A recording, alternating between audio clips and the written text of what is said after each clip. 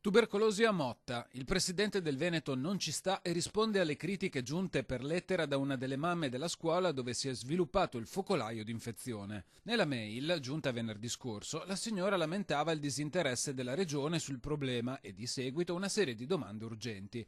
Zaia, nella risposta, innanzitutto respinge il fatto che non ci sarebbe stato alcun tipo di intervento, ribadendo di averla seguita assieme a tutti i tecnici della regione dell'ULS 2 fin dal primo momento, ma in silenzio.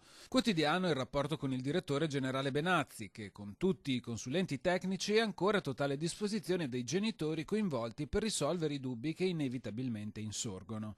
Sempre dalla regione il coinvolgimento dell'autorità nazionale in materia, come il professor Rezza dell'Istituto Superiore di Sanità, che ha presenziato ad uno dei 3 incontri pubblici di informazione sulla situazione. Un'attenzione che, conclude il presidente del Veneto, continuerà affinché il caso non sarà risolto definitivamente e l'esperienza sarà archiviata ma non dimenticata per evitare che in futuro possa ripresentarsi.